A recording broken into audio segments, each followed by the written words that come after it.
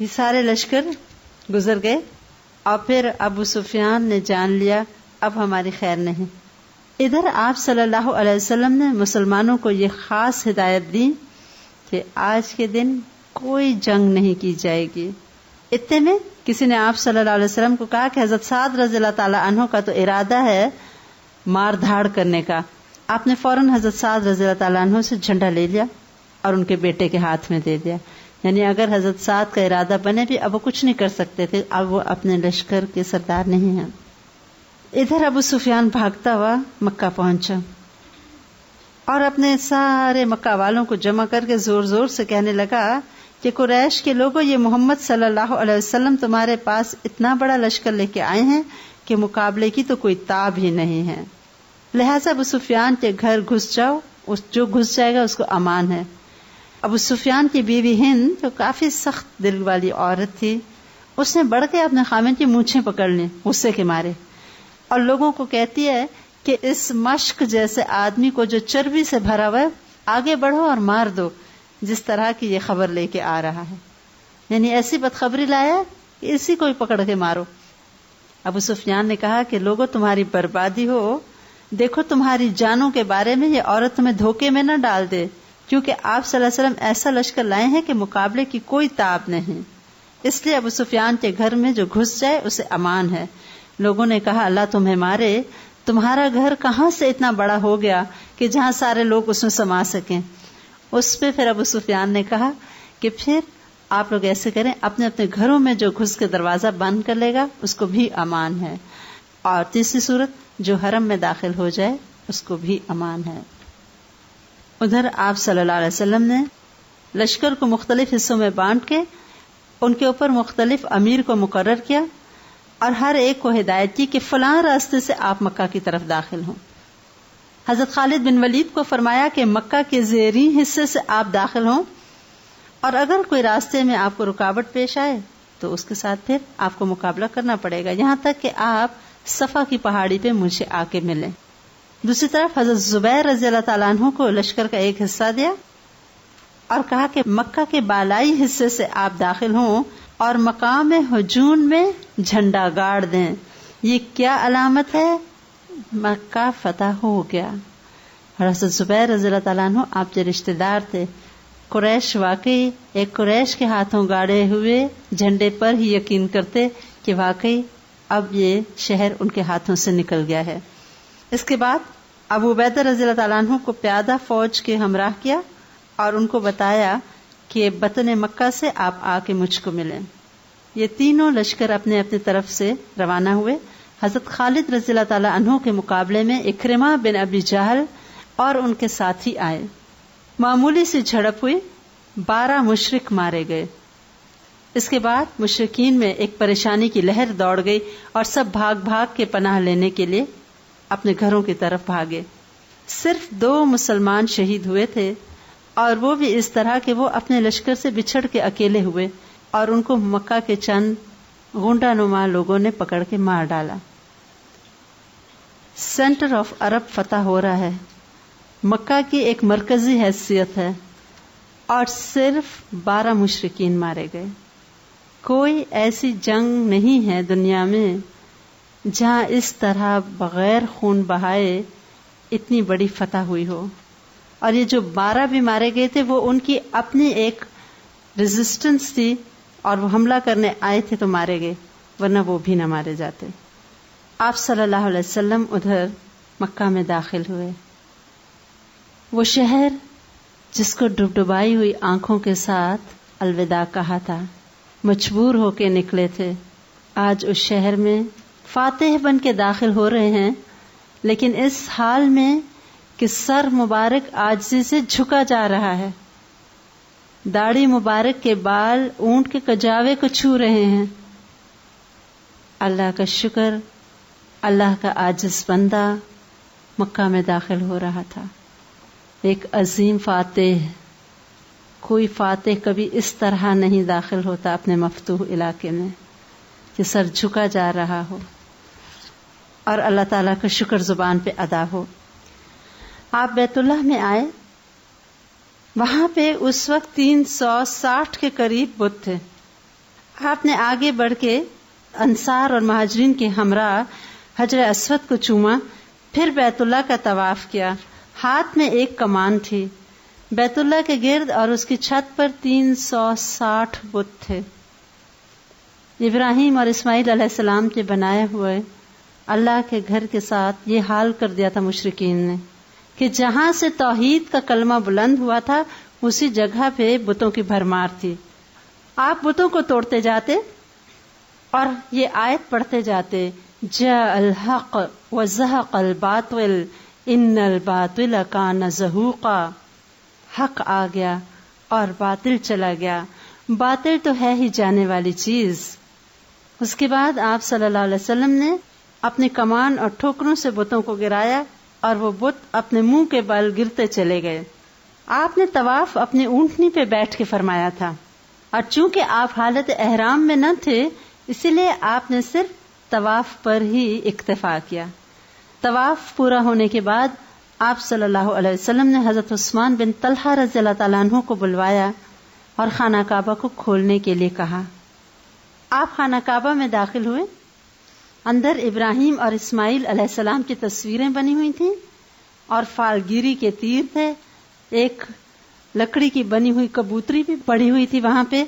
آپ صلی اللہ علیہ وسلم نے اس کبوتری کو توڑا، ان تصویروں کو مٹانے کا حکم دیا، اور پھر آپ صلی اللہ علیہ وسلم نے کعبہ کے اندر کھڑے ہو کے نفل ادا کیے، نماز پڑھی۔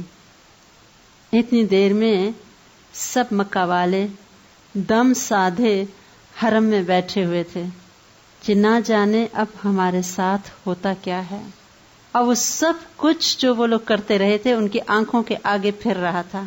ان کو خوب پتا تھا کہ انہوں نے آپ کے ساتھ اور مسلمانوں کے ساتھ کیا ناروا سلوک کیا ہوا ہے۔ خوف سے برا حال ہے۔ آپ صلی اللہ علیہ وسلم کے رحم و کرم پر ہیں سب کے سب، اور آپ تشریف لاتے ہیں کعبہ کے دروازے سے باہر۔ دروازے کے دونوں بازوؤں کے اوپر آپ نے ایک طرح سے سہارا لیا ہوا ہوتا ہے، انہیں پکڑ لیتے ہیں اور فرماتے ہیں اللہ کے سوا کوئی معبود نہیں، وہ تنہا ہے، اس کا کوئی شریک نہیں، اس نے اپنا وعدہ سچ کر دکھایا، اپنے بندے کی مدد کی اور تنہا سارے جتھوں کو شکست دے دی۔ سنو، بیت اللہ کی کلید برداری اور حاجیوں کو پانی پلانے کے علاوہ سارے اعزاز یا کمال یا خون میرے ان دونوں قدموں کے نیچے ہیں۔ یاد رکھو، قتل خطا شبہ عمد میں جو کوڑے اور ڈنڈے سے ہو اس کی دیت 100 اونٹ ہے، جن میں سے 40 اونٹنیوں کے شکم میں بچے ہوں۔ پھر کہا، اے قریش کے لوگوں، اللہ نے تم سے جاہلیت کی نخوت اور باپ دادا پر فخر کا خاتمہ کر دیا۔ سارے لوگ آدم علیہ السلام سے ہیں اور آدم علیہ السلام مٹی سے ہیں۔ اس کے بعد یہ آیت تلاوت فرمائی، یا ایھا الناس انا خلقناکم من ذکر وانثی وجعلناکم شعوبا وقبائل لتعارفوا ان اکرمکم عند اللہ اتقاکم۔ اے لوگو، ہم نے تمہیں ایک مرد اور ایک عورت سے پیدا کیا، تمہیں قوموں اور قبیلوں میں تقسیم کیا تاکہ تم ایک دوسرے کو پہچان سکو۔ تم میں اللہ کے نزدیک سب سے زیادہ باعزت وہ ہے جو سب سے زیادہ متقی ہو، بے شک اللہ جاننے والا، خبر رکھنے والا ہے۔ مساوات کا سبق ہے، توحید کا سبق ہے، نہ کوئی پچھلے گلے اور نہ کوئی شکوے۔ ایسا عظیم اخلاق آپ صلی اللہ علیہ وسلم کے سوا کسی اور کا ہو ہی نہیں سکتا۔ اس کے بعد قریش سے کہا، تمہارا کیا خیال ہے، میں تمہارے ساتھ کیسا سلوک کرنے والا ہوں؟ انہوں نے کہا، آپ کریم بھائی اور کریم بھائی کے بیٹے ہیں۔ آپ صلی اللہ علیہ وسلم نے فرمایا، میں تو تم سے وہی بات کہہ رہا ہوں جو یوسف علیہ السلام نے اپنے بھائیوں سے کی تھی، لا تثریب علیکم اليوم، آج کے دن تم پر کوئی سرزنش نہیں، کوئی الزام نہیں، جاؤ تم سب آزاد ہو۔ عظمت، انک لعلی خلق عظیم، عظیم اخلاق، عظیم فاتح، سب لوگ قدموں میں ہیں، جو چاہتے آپ کرتے، اور ایسے جانثار ساتھی ہیں کہ آپ ایک ابرو کی جنبش ہوتی تو سارے مکہ والوں کا ستیہ ناش اٹھ کے کر دیتے، لیکن آپ نے سکھایا کہ یہی عظمت ہے کہ پوری طرح بدلہ لینے پہ قادر ہونے کے باوجود ان کو توحید کا پیغام، مساوات کا سبق اور معافی اور درگزر، یہ شان ایک پیغمبر کی ہی ہو سکتی ہے۔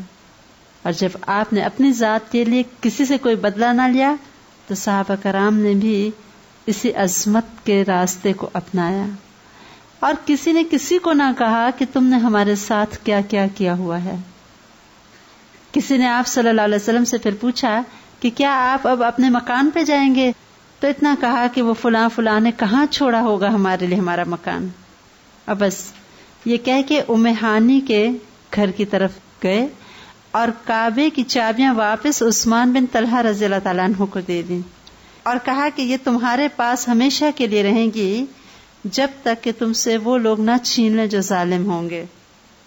اور پھر فرمایا، ان کو نصیحت کی تھی کہ اللہ نے تمہیں اس گھر کا امین بنایا ہے، لہٰذا اس بیت اللہ سے تمہیں جو کچھ ملے اسے معروف طریقے سے کھانا۔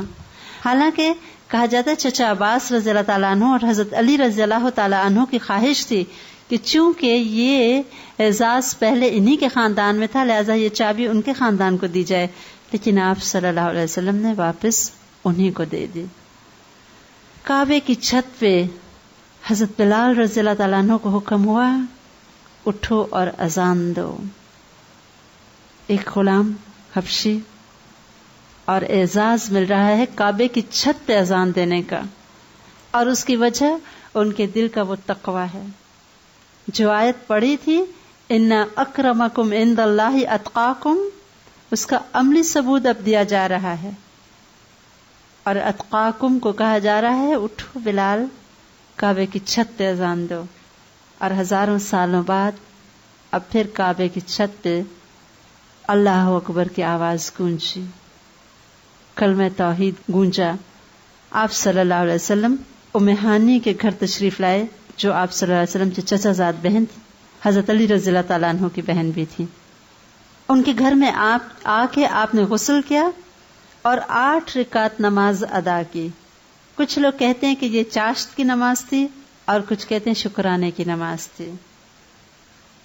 یہ سیلیبریشن تھی فتح مکہ کی، مکہ فتح ہو رہا ہے، بہت بڑا اعزاز ہے جو مسلمانوں کو نصیب ہو رہا ہے، اور اس خوشی کا اظہار نماز شکرانہ کے ساتھ ہو رہا ہے۔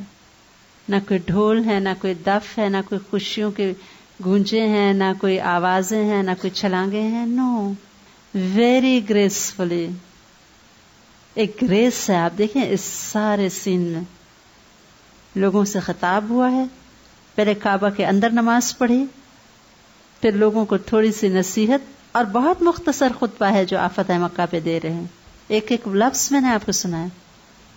اور پھر آ کے بڑی عاجزی سے ام ہانی کے گھر تشریف لائے، نہایا، نماز پڑھی، اور پھر ان کو کہا کہ کچھ کھانے کو ہے؟ تو انہوں نے کہا کہ میرے ماں باپ آپ پہ قربان، کچھ بھی نہیں ہے، صرف سرکہ ہے اور خشک روٹی ہے۔ کہا لے آؤ، اور بہت تعریف کی کہ سرکہ تو بہت ہی اچھا ہے، سالن ہے، یہ فاتح مکہ کا کھانا ہے۔ اس کے بعد حکم ہوا کہ چند بڑے بڑے صرف جو مجرم ہیں جنہوں نے اسلام کے خلاف بہت زیادہ نیگیٹو رول ادا کیا تھا ان کو قتل کر دیا جائے۔ انہی میں اکرمہ بن ابی جہل بھی تھے، ابو جہل کے بیٹے، ان کا نام بھی شامل تھا۔ اب ان کو پتا تھا کہ مقابلے کی کوئی صورت نہیں، وہ وہاں سے بھاگ گئے۔ آپ صلی اللہ علیہ وسلم کے پاس مسلمان خواتین آنے لگیں کہ وہ ان سے بیعت لیں۔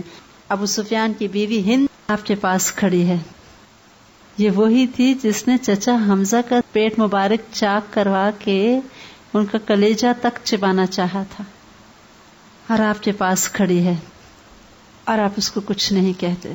کہنے لگی اے اللہ کے نبی، جو ہو چکا اسے معاف کر دیجئے۔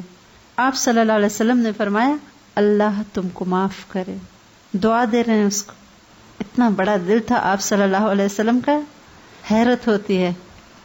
پھر آپ صلی اللہ علیہ وسلم نے اس سے بھی بیعت لی اور ساری وہ باتیں جو تمام خواتین سے کلمہ توحید کی اور زنا نہ کرنے کی، چوری نہ کرنے کی، وہ تمام باتوں کا ان سے بھی وعدہ لیا گیا. اس کے علاوہ اور بھی بہت سے مسلمان خواتین آنے لگیں اور آپ صلی اللہ علیہ وسلم نے حضرت عمر رضی اللہ تعالیٰ عنہ کو مقرر کیا کہ وہ ان تمام خواتین سے بیعت لیں. لیکن اس بیعت میں کسی عورت نے کسی مرد کے ہاتھ پہ ہاتھ نہیں رکھا تھا. یہ بیعت ایک زبانی وعدہ تھا کہ ہم یہ کام کریں گے اور یہ نہیں کریں گے.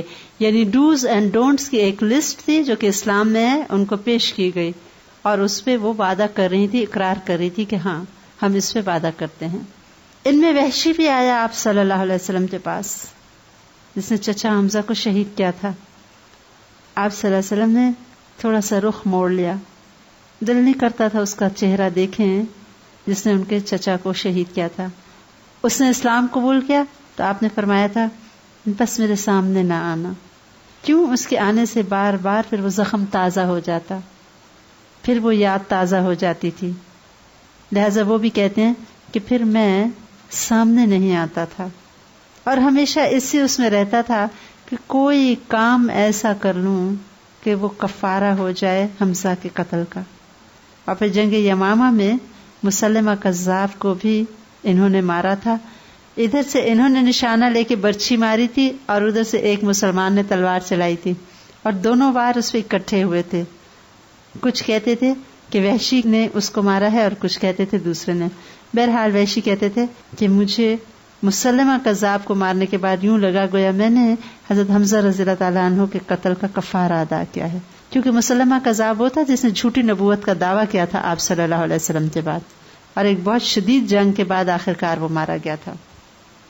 اس کے بعد آپ صلی اللہ علیہ وسلم نے وہاں کچھ دن قیام کیا اور اس کے ساتھ ہی آپ کو اطلاع ملی فتح مکہ کے بعد کہ قبیلہ حوازن کے لوگ آپ صلی اللہ علیہ وسلم کے خلاف اکٹھے ہو رہے ہیں. ابھی صرف چند دن ہوئے ہیں، چند دن. ابھی ایک اتنا بڑا مرحلہ طے ہوا ہے اور دوسرے غزوے کے لیے سب لوگ تیار ہو گئے ہیں. اس میں قبیلہ حوازن اور قبیلہ ثقیف تھے جو ابھی بھی مسلمانوں کے شدید مخالف تھے.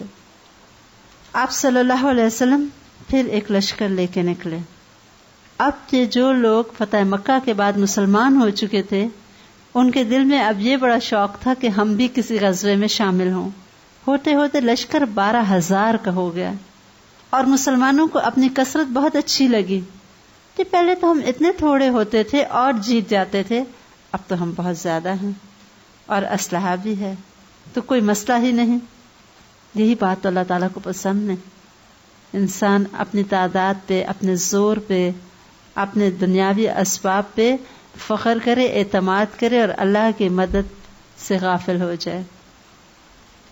آپ صلی اللہ علیہ وسلم نے صفوان بن امیہ سے اسلحہ ادھار لیا اور یہ لشکر روانہ ہوا.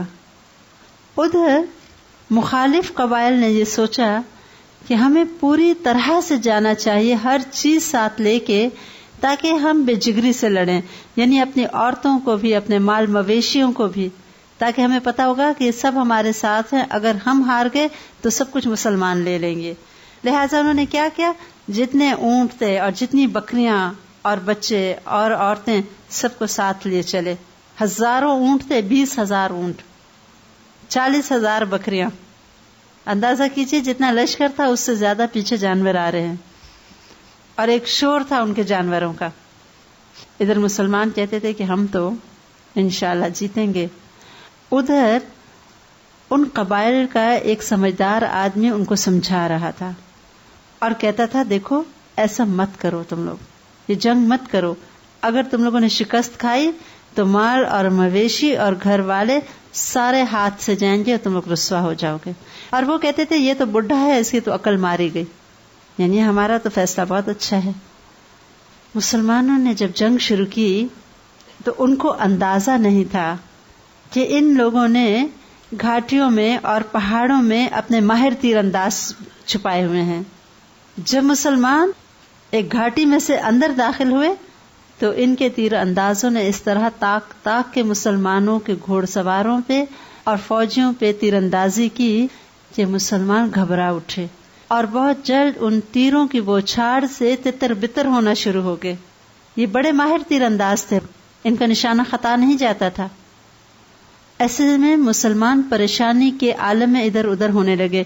حضرت خالد بن ولید رضی اللہ تعالیٰ عنہ کو بہت زیادہ زخم آئے، لیکن وہ بہرحال لڑتے چلے گئے. اب مسئلہ یہ تھا کہ وہ لوگ چھپے ہوئے تھے اور تیر چلا رہے تھے. مسلمانوں کا منہ پھیر دیا انہوں نے. ایسے میں آپ صلی اللہ علیہ وسلم نے منتشر ہوتے ہوئے مسلمانوں کو آوازیں دیں اور کہا تھا الیہ، میری طرف آؤ اے اللہ کے بندو، انا نبی لا کذب، انا ابن عبد المطلب، میں نبی ہوں، یہ جھوٹ نہیں، میں عبد المطلب کا بیٹا ہوں. اس وقت ابو سفیان بن حارث نے آپ کے خچر کی لگام پکڑ رکھی تھی اور چچا عباس رضی اللہ تعالیٰ عنہ نے رقاب تھامی ہوئی تھی، یعنی چند لوگ آپ کے ہمراہ تھے. آپ صلی اللہ علیہ وسلم نے چچا حضرت عباس رضی اللہ تعالیٰ عنہ کو کہا کہ آپ لوگوں کو پکاریں، کیونکہ ان کی آواز کافی بلند تھی. لہذا وہ زور زور سے پکارنے لگے، او درخت والو کہاں ہو، یعنی بیت رضوان والو کہاں ہو. ان کی آواز سننی تھی کہ لوگ پیچھے مڑ گئے اور فوراً آپ کی طرف لپکنے لگے.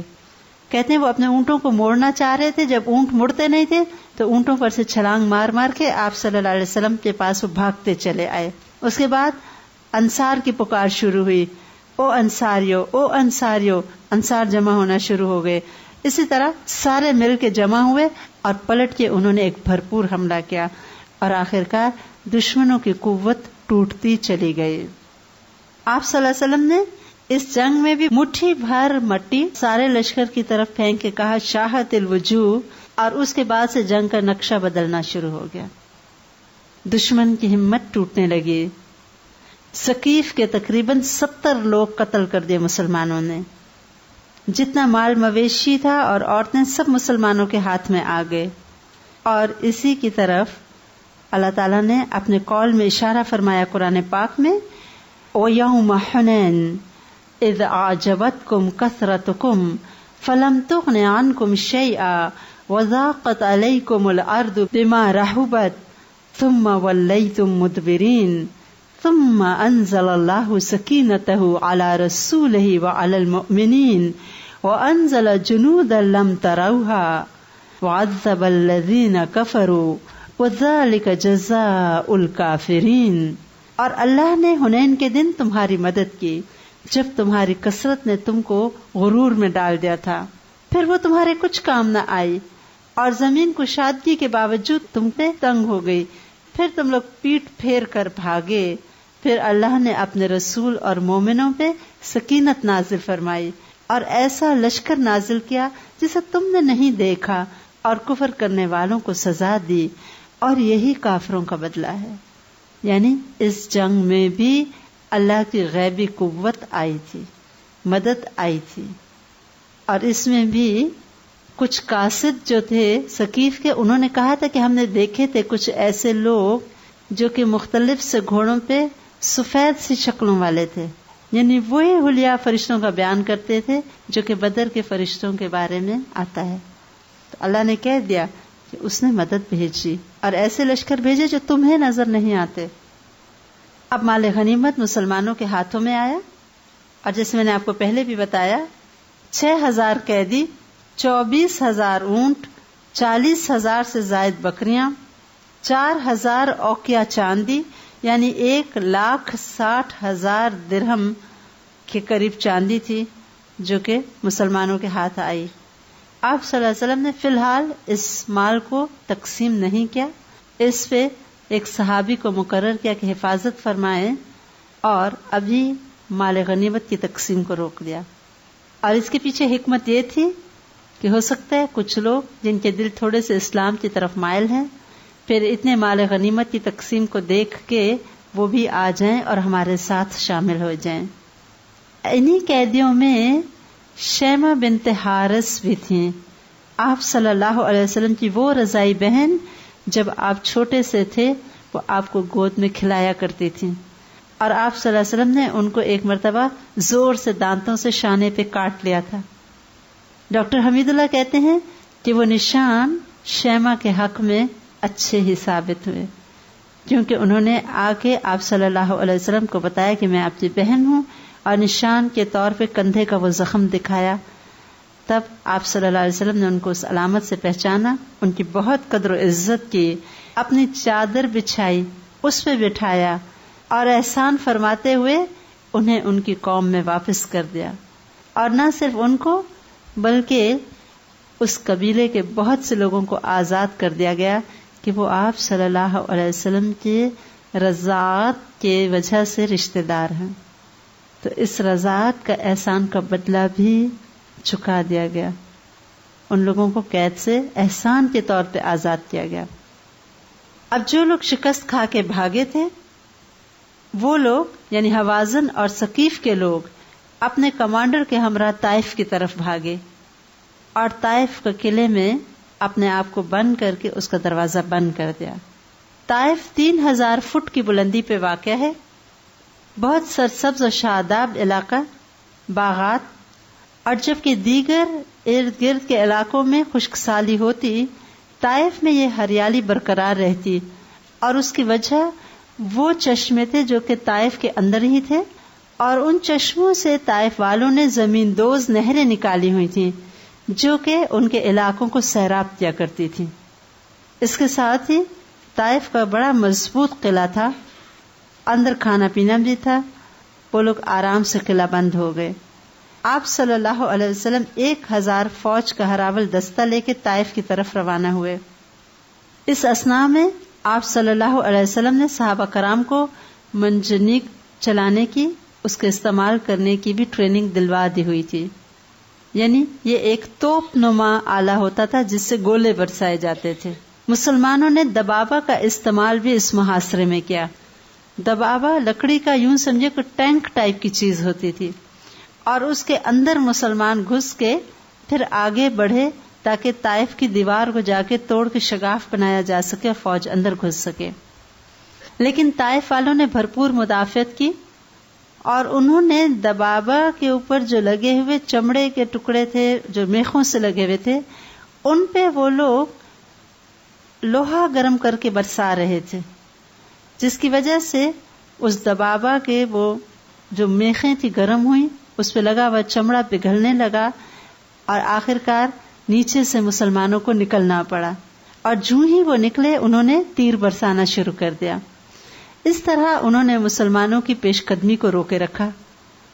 آخرکار ایک صحابی نے آپ صلی اللہ علیہ وسلم کو فرمایا کہ اللہ کے رسول صلی اللہ علیہ وسلم بہتر ہوگا کہ محاصرہ اٹھا دیا جائے۔ قلعے کے اندر سے جو شدت کی تیر اندازی ہو رہی تھی، اس سے متعدد مسلمان زخمی ہوئے، 12 کے قریب شہید ہوئے، اور انہیں اٹھا کے اپنے کیمپ کی طرف واپس لے جانا پڑا۔ قلعے کی دیوار میں بالآخر شگاف پڑ گیا تھا، مسلمان دیوار کے قریب بھی پہنچ چکے تھے، لیکن ان لوگوں نے لوہے کے جلتے ہوئے ٹکڑے مسلمانوں پہ پھینکے، تیر پھینکے، اور بالآخر مسلمانوں کے حملے کو روک دیا تھا۔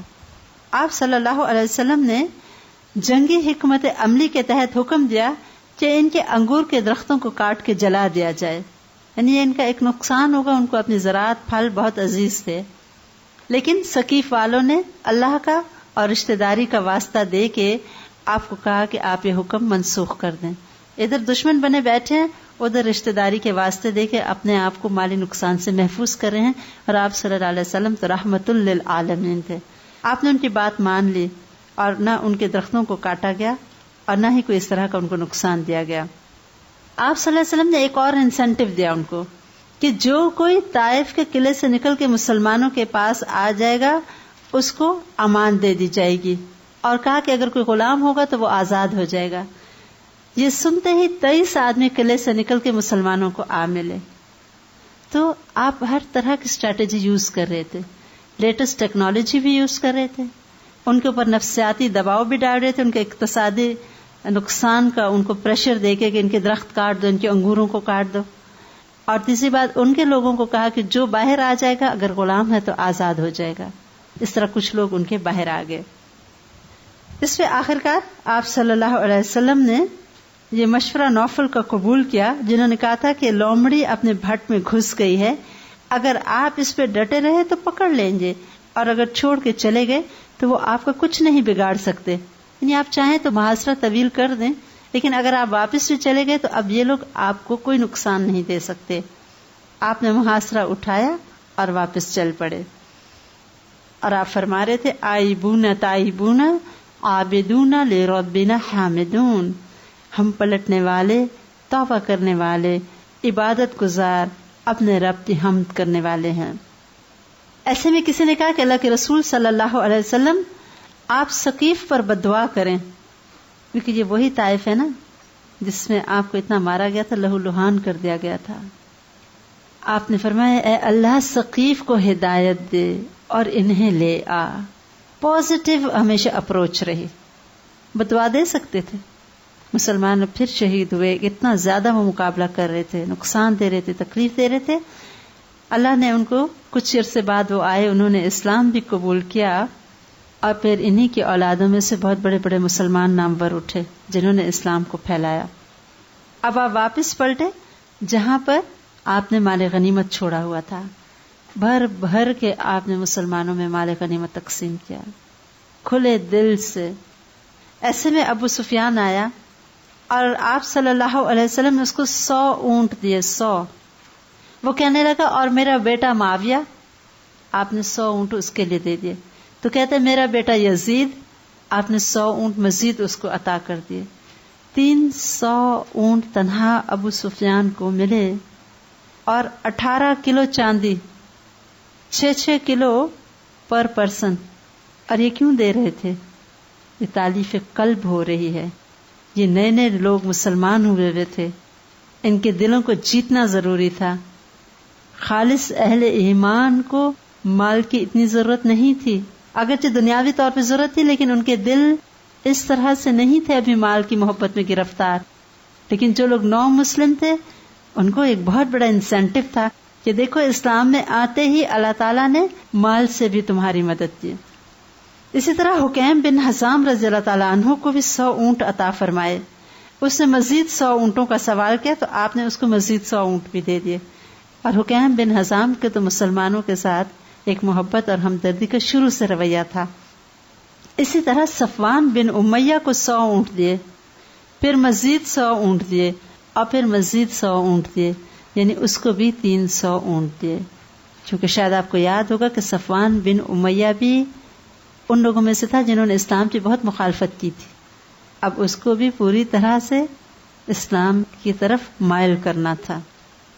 مزید قریشی رؤسا کو بھی 100 اونٹ دیے گئے، دوسروں کو 50 اونٹ اور 40 اونٹ، یہاں تک کہ لوگوں میں مشہور ہو گیا کہ محمد صلی اللہ علیہ وسلم تو اس طرح بے دریغ دیتے ہیں کہ انہیں فقر کا کوئی اندیشہ ہی نہیں، یعنی بھر بھر کے دیتے ہیں.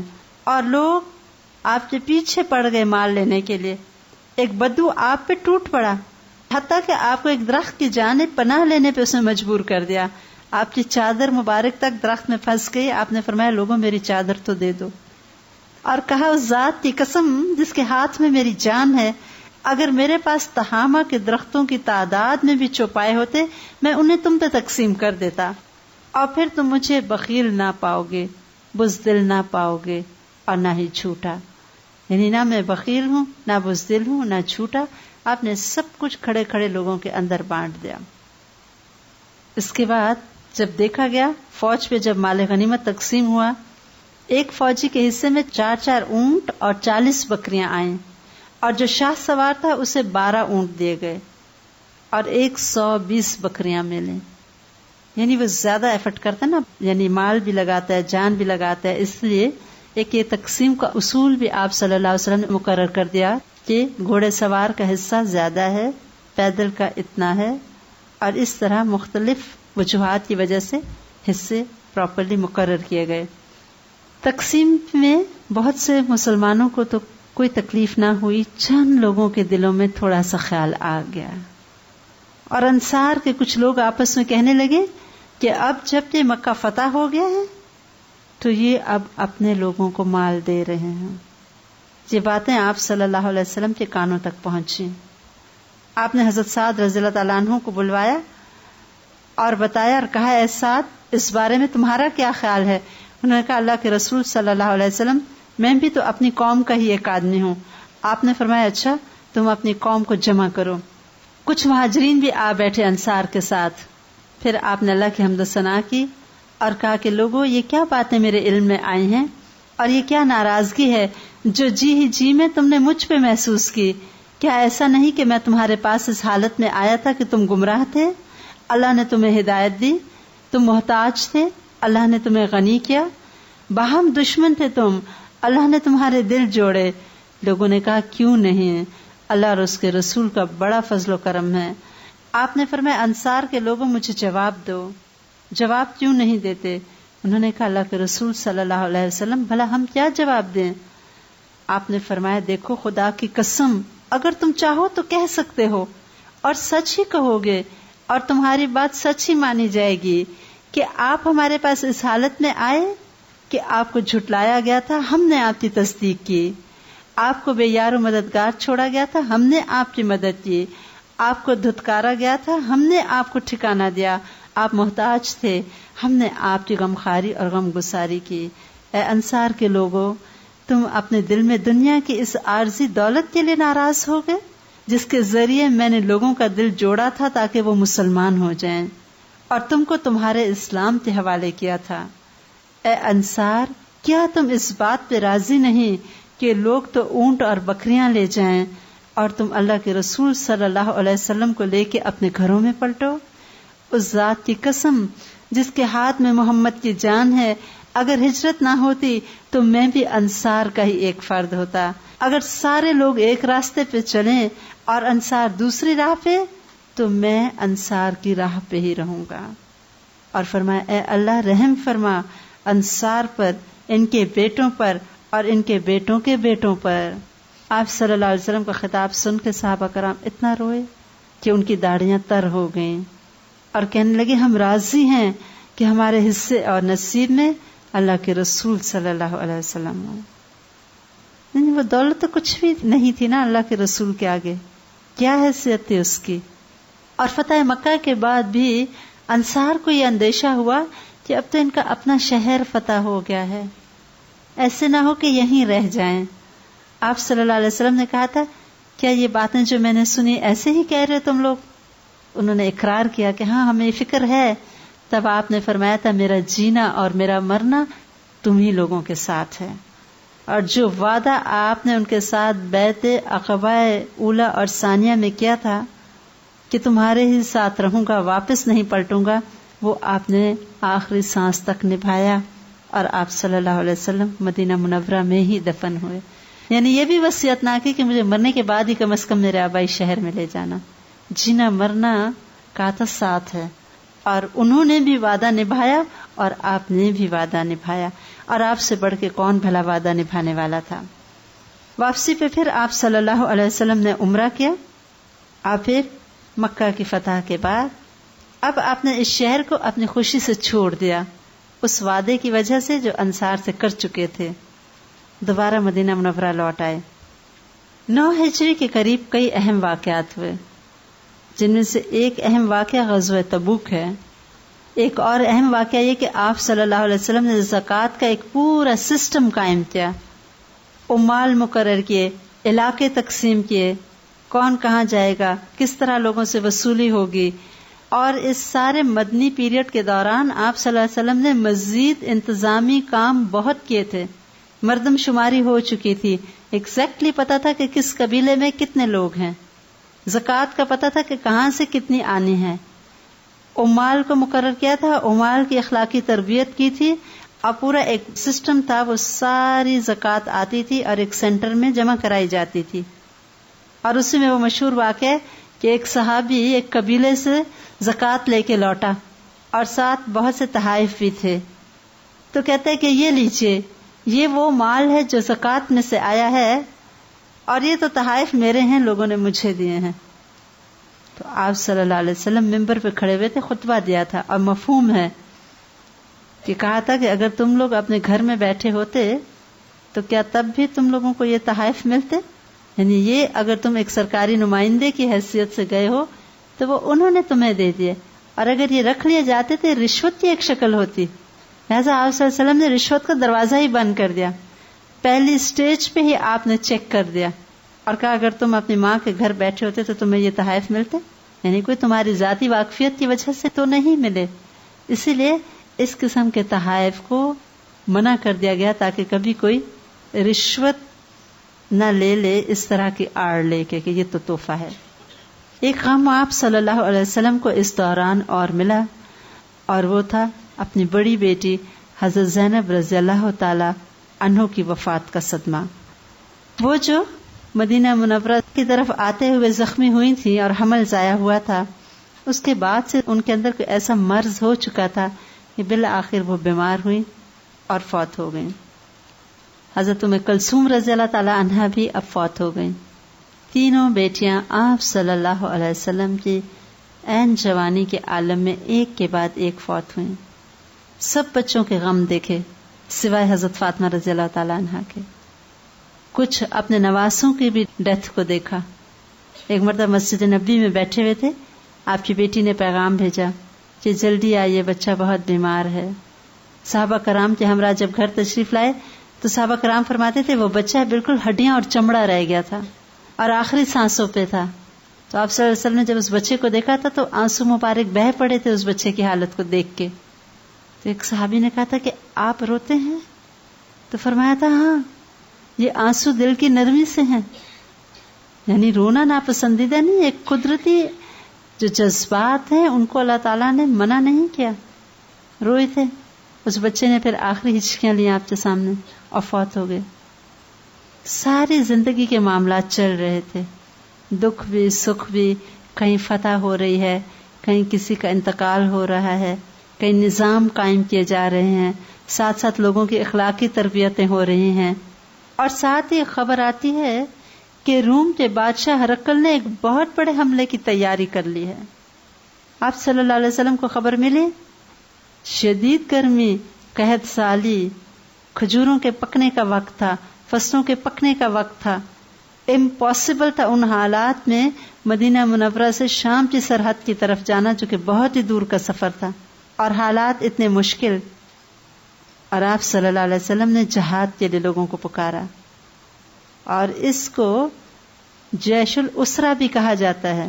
یعنی بڑی اسرت سے یہ لشکر تیار ہو رہا تھا، بڑی تنگی تھی، نکلنا مشکل، گرمی، اتنی دور جانا اور پھر رومی بادشاہ کے ساتھ جنگ کرنا. ایسے میں بھی نکلنے والے صحابہ کرام نکل آئے. 30,000 کا لشکر تھا اور کچھ ایسے لوگ آ گئے جن کے پاس سواریاں نہیں تھیں اور روتے تھے کہ ہمیں ساتھ لے جائیں. آپ صلی اللہ علیہ وسلم فرماتے تھے میں اپنے پاس نہیں کچھ پاتا کہ میں تمہارے لیے سواری کا انتظام کروں، اور وہ روتے ہوئے پیچھے رہ گئے تھے. تو آپ صلی اللہ علیہ وسلم نے اپنے فوجیوں کو کہا تھا کہ کوئی وادی اور گھاٹی ایسی نہیں جو تم نے نہ طے کی اور وہ ساتھ نہ ہو، یعنی انہوں نے اجر ساتھ نہ پایا ہو، کیونکہ ان کی تو پوری نیت اور جذبے تھے کہ ہم نے جانا ہے، لیکن تنگی تھی اور بہت دور کا سفر تھا، پیدل تو ہو نہیں سکتا تھا اور سواری کا انتظام نہیں تھا. یہ وہی مشہور لشکر ہے جس کے لیے حضرت عمر رضی اللہ تعالیٰ عنہ اپنے گھر کا آدھا سامان لے آئے تھے اور حضرت ابو بکر صدیق رضی اللہ تعالیٰ عنہ سارا سامان لے آئے. آپ صلی اللہ علیہ وسلم نے پوچھا تھا ابو بکر گھر والوں کے لیے کیا چھوڑا؟ کہا تھا اللہ اور اس کے رسول کافی ہیں ان کے لیے. حضرت عمر رضی اللہ تعالیٰ عنہ رو پڑے تھے اور کہنے لگے ابو بکر اللہ آپ پہ رحم کرے، آپ تو آگے ہی آگے رہے، یعنی جتنا کوشش کرتا ہوں میں نیکیوں میں آگے بڑھوں تو آپ کو ہمیشہ اس سے آگے پاتا ہوں. ہیلتھی کمپٹیشن تھا ان میں، فاستبقوا الخیرات کا جذبہ تھا. نیکیوں میں وہ لوگ ایک دوسرے سے سبقت لے جانے کی کوشش کرتے تھے. ایسے میں امیر کے غریب ہر ایک نے اپنے استطاعت سے بڑھ کے دیا. حضرت عثمان رضی اللہ تعالیٰ عنہ نے 10,000 لشکر کا پورا خرچہ اپنے ذمہ لے لیا تھا، ان کی سواریاں، ان کا کھانا پینا، حتیٰ کہ کہا تھا کہ ان کے جوتے کے تسمے تک کی قیمت میں ادا کروں گا. اور 1,000 درہم بھی لا کے آپ صلی اللہ علیہ وسلم کو دیے تھے. اور آپ صلی اللہ علیہ وسلم کا چہرہ مبارک خوشی سے دمک اٹھا تھا اور ان تمام سکھوں کو ہاتھوں میں الٹ پلٹ کرتے اور فرماتے تھے آج کے بعد عثمان کو اس کا کوئی عمل نقصان نہیں دے گا. یعنی انہوں نے اتنی بڑی قربانی کی ہے اسلام کے لیے. لشکر چلا، گرمی شدت کی اور تبوک کے مقام کے قریب پہنچے. صحابہ کرام فرماتے ہیں ایک وقت ایسا آیا کہ کچھ پانی نہیں تھا کہ ہم پی سکیں. دیکھا تو ایک بہت ہی چھوٹا سا چشمہ تھا، بالکل قطرہ قطرہ پانی تھا. لشکر ہے 30,000 کا، پانی نہیں ہے اور جو آ رہا ہے وہ بھی قطرہ قطرہ. آپ نے فرمایا میرے وضو کے لیے پانی لاؤ. وہ تھوڑا سا جمع کر کے آپ کے لیے لایا گیا. آپ نے وضو کر کے تھوڑا سا جو پانی بچا تھا کہا کہ اس کو واپس چشمے میں ڈال دو. وہ کہتے ہیں ڈالنے کی دیر تھی، چشمہ اس طرح ابل پڑا کہ سارے لشکر نے وضو کیا، جی بھر کے پانی پیا اور چشمہ جاری اور ساری رہا. اور ایک مورخ لکھتے ہیں کہ وہ چشمہ آج بھی جاری ہے. واللہ عالم. ادھر ہرقل کو جب پتا چلا کہ آپ صلی اللہ علیہ وسلم تو تشریف لے آئے ہیں تو اس کے دل میں اللہ نے ایسا رعب ڈالا کہ وہ مقابلے کے لیے ہی نہیں آیا. آپ صلی اللہ علیہ وسلم وہاں کچھ عرصہ رہے تاکہ پوری طرح سرحدی علاقوں پہ دھاک بیٹھ جائے مسلمانوں کی. اور جو سرحدی علاقے کا حکمران تھا عقیدر، آپ نے فرمایا تھا کون ہے جو اس کو میرے لیے گرفتار کر لائے. 14ویں چاند کی رات تھی. ایسے میں حضرت خالد بن ولید رضی اللہ تعالیٰ عنہ آگے بڑھے اور انہوں نے یہ مشکل کام ذمہ لے لیا اپنے. اس وقت عقیدر اپنے قلعے میں اپنی نو بیاتہ بیوی کے ساتھ موجود تھا. اچانک بیوی کہنے لگی کہ میرا تو بڑا دل کر رہا ہے، ایسی پیاری رات ہے کہ میں نیل گائے کے کباب کھاؤں. وہ کہنے لگا کیا مشکل ہے، میں ابھی جاتا ہوں تمہارے شکار کر کے لے آتا ہوں. نہیں محبت تھی. بیوی کہنے لگی نہیں ایسے نہ ہو کہ سنا ہے مسلمان آئے میں، تمہیں کوئی خطرہ نہ ہو. ابھی وہ دونوں آپس میں باتیں کر رہے تھے کہ اللہ کے حکم سے ایک نیل گائے گئی اور اس کے قلعے کی دیوار کے ساتھ ٹکرے مارنے لگی اپنی سینگ کے ساتھ. اس نے جو دیکھا کہ نیل گائے تو میری دیوار کے ساتھ آئی کھڑی ہے، اس نے کہا اب تو کوئی مشکل ہی نہیں، میں یوں گیا اور یوں آیا. حضرت خالد بن ولید رضی اللہ تعالیٰ عنہ پہلے ہی چھپے بیٹھے تھے اس کو پکڑنے کے لیے. جو ہی وہ باہر آیا انہوں نے اس کو گرفتار کر لیا اور آپ صلی اللہ علیہ وسلم کے حضور میں پیش کیا. عقیدر نے آپ صلی اللہ علیہ وسلم سے صلح کر لی جزیہ دینے کا وعدہ دے کے، اور آپ صلی اللہ علیہ وسلم کی خدمت میں اسے بہت سے تحائف پیش کیے جن میں کئی قیمتی جوڑے اور مال مویشی اور مال و دولت شامل تھا. اور کہتے ہیں اس نے جو جوڑے بھیجے تھے ان میں سے ایک ایسا شاہی لباس تھا جس پہ اس قدر نفاست سے جو لگے ہوئے تھے کچھ جواہرات قسم کے، اور اس کا کپڑا اتنا فائن تھا کہ مسلمان دیکھ دیکھ کے تعجب کرتے تھے. آپ صلی اللہ علیہ وسلم نے جب دیکھا فوراً مسلمانوں کی سوچ کو چینلائز کیا اور کہا کہ سعد رضی اللہ تعالیٰ عنہ کا جنت میں جو رومال ہے وہ اس جوڑے سے زیادہ خوبصورت ہے. یعنی دنیا کا سب سے قیمتی اور خوبصورت ترین جو جوڑا ہے اس سے ان کا خالی رومال جو ہے وہ بھی بہت زیادہ اس سے اچھا اور قیمتی اور خوبصورت ہے. فوراً ان کے ذہن کو دنیا کے مال سے ہٹا کے آخرت کی محبت کی طرف موڑ دیا اور مسلمان شاداں اور فرحاں اور بغیر کسی نقصان کے واپس لوٹ آئے. یہی وہ سال ہے جس میں عبداللہ بن ابی کا انتقال ہوا. ایک بہت بڑے دشمن خدا سے اللہ تعالیٰ نے مسلمانوں کو نجات دی. غزوہ تبوک کے ہی ایک موقع پہ آپ صلی اللہ علیہ وسلم نے جمع بین الصلاتین کی تھی. ظہر اور عصر ملا کے پڑھی تھی اور مغرب اور عشاء ملا کے پڑھی تھی. تو یہ بھی ایک رخصت ہے، ایک تحفہ ہے جو مسلمانوں کو اللہ کی طرف سے عطا ہوا تھا. جزیہ کا حکم بھی آ چکا تھا کہ مسلمان غیر مسلموں سے جزیہ لیں، اور اس طرح اب اللہ تعالیٰ ہر طرح کے حالات کو مسلمانوں کے فیور میں کر رہے تھے. زکوٰۃ کا نظام رائج ہو گیا، جزیہ کی انکم آنے لگی، بہت سے دشمن ختم ہو گئے، کچھ اپنی موت آپ مر گئے اور کچھ باقاعدہ مقابلے کے بعد ختم ہوئے. یہود کی شرارت ختم ہو گئی، سازشیں دم توڑ گئیں. قریش تو ویسے ہی ختم ہو گئے فتح مکہ کے بعد. اور 9 ہجری میں ہی آپ صلی اللہ علیہ وسلم نے حج کے لیے مسلمانوں کو روانہ کیا. حاجیوں کے امیر ابو بکر صدیق رضی اللہ تعالیٰ عنہ بنائے گئے اور خود بھی اپنی جانب سے آپ صلی اللہ علیہ وسلم نے 20 اونٹ بھیجوائے وہاں ہدی کے طور پہ. حضرت عائشہ رضی اللہ تعالیٰ عنہ جو آپ کے ہر کام میں ساتھ ساتھ پارٹیسپیٹ کرتی تھیں، انہوں نے اون کے رنگ برنگے ہار بنا بنا کے ہدی کے جانوروں کے گلے میں ڈالے، جو کہ ایک رواج تھا، عربوں کا قلادے ڈالا کرتے تھے. ادھر مسلمان روانہ ہوئے، پیچھے سورہ التوبہ نازل ہو گئی اور اب حکم آ گیا کہ مشرکین کو 4 ماہ کی مہلت ہے، یا تو وہ اسلام قبول کر لیں یا وہ جزیرت العرب سے نکل جائیں. اور اب یہ کہ اب کے بعد سے کوئی مشرک کعبہ کا طواف نہیں کر سکتا، اور عبادت کے اب تمام طریقے وہ ہوں گے جو کہ اسلام میں بتائے گئے ہیں. آپ صلی اللہ علیہ وسلم نے حضرت علی رضی اللہ تعالیٰ عنہ کو بھیجا تھا کہ وہ جائیں اور اس کا اعلان کریں. آپ صلی اللہ علیہ وسلم کے زندگی میں لگتا ہے کہ سکون آ رہا تھا. اسی ہجری میں جبریل علیہ السلام نے آپ صلی اللہ علیہ وسلم کو وحی کے ذریعے اطلاع دی کہ نجاشی کا انتقال ہو گیا ہے. آپ نے صحابہ کرام کو فرمایا تمہارے بھائی نجاشی کا انتقال ہو گیا ہے، مجھے جبریل علیہ السلام نے اطلاع دی ہے. اور پھر آپ نے ان کے لیے غائبانہ نماز جنازہ پڑھائی. یہ پہلی نماز ہے جو ایک مسلمان کی غائبانہ طور پر ادا ہوئی تھی، اور یہ نجاشی کے نصیب میں یہ آنر بھی آیا. سبحانک اللہم و بحمدک نشہد ان لا الہ الا انت نستغفرک و نتوب الیک.